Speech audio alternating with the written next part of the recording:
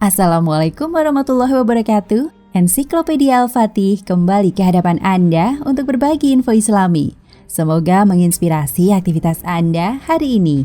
Dan jangan lupa klik tombol subscribe dan aktifkan notifikasi tombol lonceng agar tidak tertinggal berita terbaru dari Ensiklopedia Al-Fatih.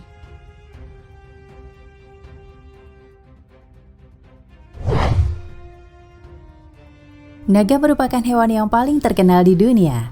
Sedemikian terkenalnya makhluk yang dianggap mitos ini, sehingga seluruh dunia memiliki legendanya masing-masing. Sebagai contoh, di Eropa, naga selalu digambarkan sebagai makhluk yang jahat. Namun beda halnya bagi masyarakat Cina. Mereka melambangkan naga sebagai kekuatan dan kekuasaan. Bahkan begitu besarnya penghormatan bangsa Cina kepada makhluk ini, sehingga kaisar-kaisar yang gagah perkasa dengan bangga mengenakan gambar naga sebagai simbol mereka. Dapat dikatakan bangsa Cina menjadi pemuja naga. Hewan satu ini sepertinya tak hanya terkenal di dunia nyata. Bahkan di alam gaib, ular naga juga dikisahkan memiliki kedudukan istimewa. Dulu ia berada di surga, dan kini ia berada di istana iblis. Disebutkan naga dulunya adalah makhluk yang bebas berada di surga. Pada masa itu, naga memiliki kaki dan dapat keluar masuk surga dengan bebasnya. Namun setelah naga mendurhaka kepada Sang Maha Pencipta dan menjadi pengikut iblis, maka ia terusir dari surga. Ada yang turun ke bumi menjadi makhluk melata yang dihilangkan kakinya oleh Allah Subhanahu wa Ta'ala. Dan ada juga yang masih memiliki kekuatan dan menjadi penjaga istana iblis. Diriwayatkan dari As-Sudi, dari Abi Malik, dari Abi Soleh, dari Ibnu Abbas, dan dari Murrah Al-Hamdani, dari Ibnu Mas'ud, dan dari banyak sahabat Nabi SAW lainnya. Berkata bahwa ketika Allah Azza wa Jalla berfirman kepada Adam, "Tinggallah kamu dan istrimu di surga, makanlah darinya yang bermanfaat lagi baik, sekehendak kamu berdua, dan janganlah mendekati pohon ini sehingga kamu berdua menjadi orang yang zalim."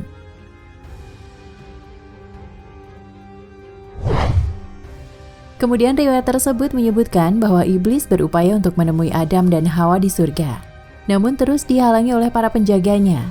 Lalu muncullah seekor ular yang memiliki 4 kaki, seperti layaknya unta dan tampak sebagai hewan yang paling bagus. Lalu iblis berupaya membujuk hewan itu agar mau memasukkan dirinya ke dalam mulutnya, sehingga si hewan dapat membawanya bertemu dengan Adam. Hewan itu pun memasukkan iblis ke dalam mulutnya, sehingga kemudian melewati para penjaga surga dan berhasil masuk ke dalamnya. Sementara mereka tidak mengetahui kalau Allah menghendaki suatu perkara yang akan terjadi. Melalui mulut hewan itu, iblis berbicara dan berupaya membujuk Adam. Sementara Adam tidak memperdulikannya. Karena itulah iblis pun keluar dari mulut makhluk berupa ular 4 kaki itu dan lalu menemui Adam. "Wahai Adam, maukah aku tunjukkan kepadamu sebuah pohon yang apabila kamu memakan buah darinya, maka kamu akan abadi dan tidak akan sirna?" Kata iblis melancarkan bujuk rayunya. Untuk memaksakan tipu muslihatnya, iblis pun bersumpah atas nama Allah dengan mengatakan, "Demi Allah yang rohku ada di tangannya, sesungguhnya aku hanya menasehati kalian berdua." Dengan bujuk rayunya ini, iblis sesungguhnya menginginkan agar aurat mereka berdua tampak dengan terlepasnya pakaiannya. Iblis mengetahui bahwa Adam dan Hawa memiliki aurat setelah berhasil mencuri dan membaca kitab malaikat. Sementara Adam tidak mengetahui perihal ini.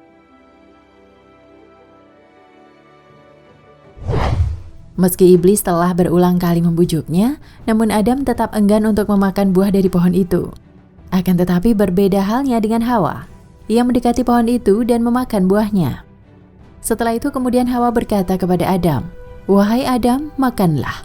Sesungguhnya aku telah memakannya dan tidak terjadi apa-apa padaku." Adam tak berdaya menolak ajakan Hawa.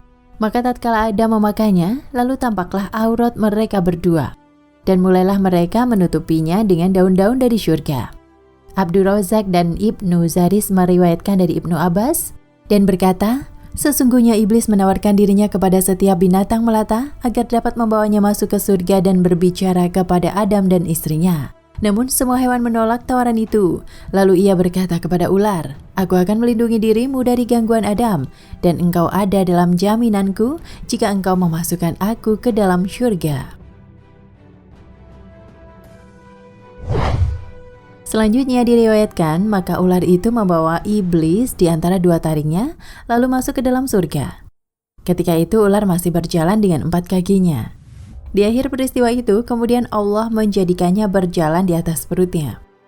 Ibnu Abbas berkata, "Maka bunuhlah ular dimanapun kalian mendapatinya. Pendamlah makhluk yang pernah mendapat jaminan dari musuh Allah itu."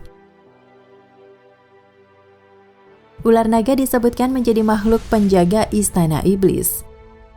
Laknatullah ini memberikan kedudukan khusus kepada bangsa ular karena jasanya di langit yang telah berhasil membantunya untuk bisa mengeluarkan Adam dan Hawa dari surga. Begitu besar jasa ular terhadap iblis, sehingga hewan ini diletakkan sebagai pembantu yang paling dekat dengannya. Bahkan ular menjadi penjaga di istananya. Seperti diketahui, ular yang terkuat di dunia adalah ular naga. Maka makhluk inilah yang menjadi penjaga utama istana iblis. Imam Ahmad pernah berkata, "Telah bercerita kepadaku Yunus dan Ahmad bin Salamah dari Sayyidina Ali, dari Abu Nadrah, dari Abu Sa'id, bahwasanya Rasulullah Shallallahu Alaihi Wasallam bersabda kepada Ibnu Sayyad, 'Apa yang kamu lihat?' Lalu Ibnu Sayyad menjawab, 'Saya melihat singgasana di atas lautan yang dikelilingi oleh beberapa ular.' Maka Rasulullah Shallallahu Alaihi Wasallam bersabda, 'Ia telah melihat singgasana iblis.'"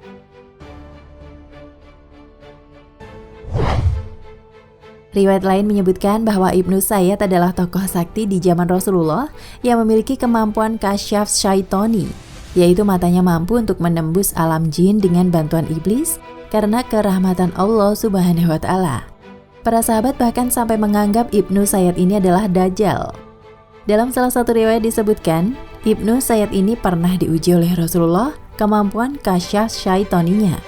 Karena memang Ibnu Sayyad adalah salah satu tokoh sakti atau dukun. Maka saat itu dia mampu melihat istana iblis yang dijaga oleh ular-ular naga. Agaknya karena sedemikian berjasanya ular naga bagi iblis, maka tidak segan para jin untuk mengubah dirinya menjadi ular di setiap kesempatan ketika dirinya malih rupa di hadapan manusia. Rasulullah Shallallahu Alaihi Wasallam bersabda, "Ular-ular itu adalah hewan yang dapat mengubah rupa dan bentuknya, sebagaimana Bani Israel yang berubah bentuk menjadi rupa monyet dan babi." Hadis riwayat Tabrani dengan sanad yang sahih. Sementara itu dalam kepercayaan agama Hindu ada figur dewa bernama Shiva yang memiliki khodam berupa ular.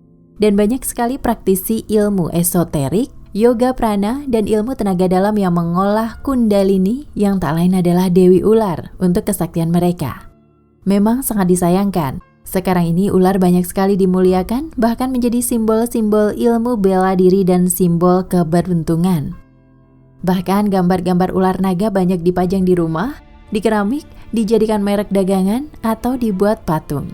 Padahal ular naga adalah termasuk salah satu yang sudah dikutuk Allah Subhanahu wa Ta'ala.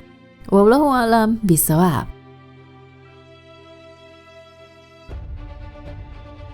Nah pemirsa Ensiklopedia Al-Fatih, sampai di sini perjumpaan kita kali ini. Semoga menginspirasi.